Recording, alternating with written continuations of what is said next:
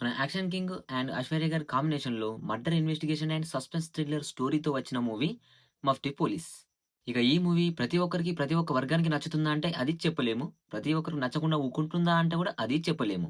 Suspense thrillers, murder investigation movies, horror ఎలిమెంట్స్‌తో ఉన్న movies నచ్చే వారికి ఈ మూవీ అయితే ఖచ్చితంగా నచ్చుతుంది. ఇక కామెడీ ఎంటర్‌టైనరు అండ్ కుటుంబ కథా చిత్రాలు అండ్ ఫ్యామిలీ ఆడియన్స్‌కి ఈ మూవీ నచ్చకపోయే అవకాశాలు ఎక్కువగా ఉన్నాయి. ఇక మూవీ స్టోరీ విషయానికొచ్చినట్లయితే మనకు మూవీ స్టార్టింగ్‌లోనే ఒక రైటర్ కనిపిస్తాడు. అయితే ఆ రైటర్‌ని ఒక వ్యక్తి ముసుగు వేసుకొని మర్డర్ చేస్తాడు. అయితే ఆ మర్డర్‌ని ఇన్వెస్టిగేషన్ చేయడానికి మన అర్జున్ గారైతే రంగంలోకి దిగుతారు. అయితే రంగంలోకి దిగిన తర్వాత ఏం జరిగింది? ఆ ముసుగు వేసుకున్న వ్యక్తి ఎవరు? తనని ఎందుకు మర్డర్ చేశాడు? మర్డర్‌కి మన 'అర్జున్' గారికి అండ్ హీరోయిన్‌కి, హీరోయిన్ యొక్క లవర్‌కి ఉన్న లింక్ ఏంటి? ఇవన్నీ తెలుసుకోవాలంటే మనం ఖచ్చితంగా మూవీ చూడాలి. స్టోరీ ప్లాట్‌లో అయితే సింపుల్‌గా ఇదే ఉంటుంది.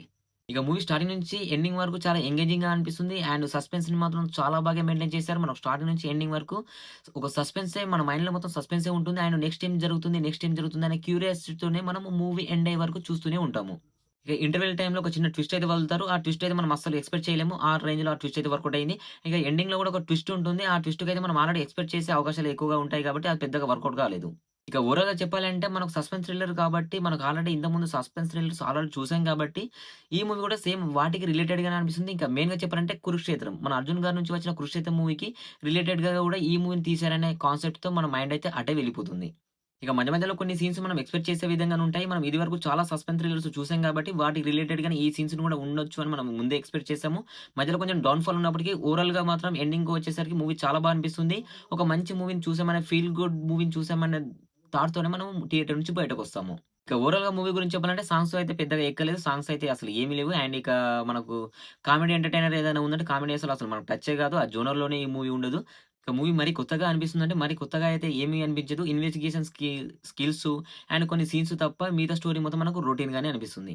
ఇక మన మెయిన్ హీరో మన యాక్షన్ కింగ్ గారి గురించి ఎటువంటి డౌట్ పెట్టుకోకుండా మనం ఏం చెప్పనవసరం లేదు. తన యాక్షన్ ఏ విధంగా ఉంటదో మనందరికి తెలిసిందే. తన ఇన్వెస్టిగేషన్ స్కిల్స్ కూడా ఆ లెవెల్ వర్కౌట్ అయ్యాయి. అండ్ తన క్యారెక్టరైజేషన్ కూడా చాలా బావుంటుంది. చాలా నీట్ అండ్ క్లియర్ కట్‌గా మనకు అర్థమైపోతుంది.